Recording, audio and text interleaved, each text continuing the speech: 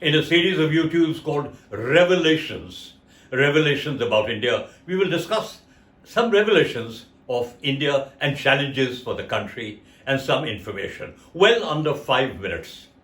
Today's subject is command and control, and it is sparked off because the Assam Rifles ex-servicemen organization has gone to the Supreme Court. They went earlier to find out who is my father, who is in command of me, the Ministry of Defense or the Ministry of Home Affairs, and therefore it has gone to the Supreme Court. This subject of command and control is very interesting. I used to teach it to my wards, and I used to explain it very simply. In my house, my wife is in command. She decides who can be invited, who's not be invited. And of course, she looks after the servants, the discipline, the furnishings, the decoration, etc., etc. I am in control. If she has decided that if somebody is to be invited, then she gives the clearance. After that, I'm in control, whether I serve very good whiskey, Indian whiskey, or I serve a cup of tea. But outside my house, I am in command. She is in control. There'll be no contradiction of the command. Execution of the orders of what I do outside will be followed like in my house. Therefore, they call me Uncle Command and Control, my wards. But what has happened in India today is that understanding that everything in India has got very poor command and control. Let us take the example. 1971, General Manekshaw found that he had 3 chiefs of staff all equal. How could they agree on a battle plan? There had to be somebody who had to decide.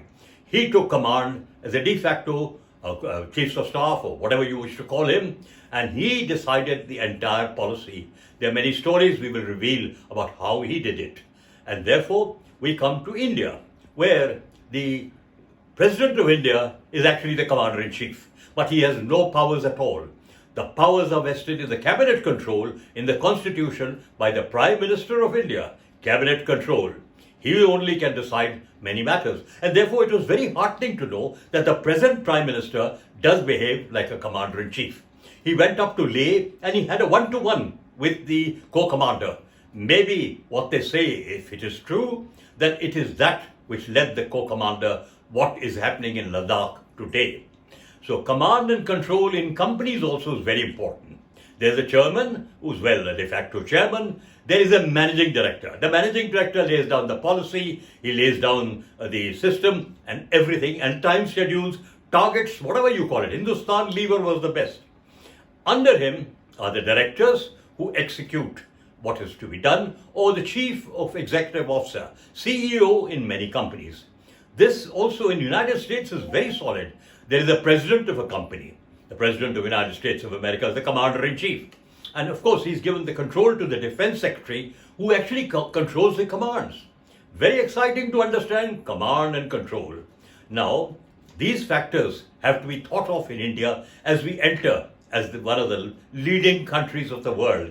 It should be very clear that when the Prime Minister has gone out of this country, there was a rule in the army that when the Chief of Army, I think it still exists, when the Chief of Army Staff goes out on leave, etc., leaves Delhi, the senior-most GOCNC arrives in Delhi during that period.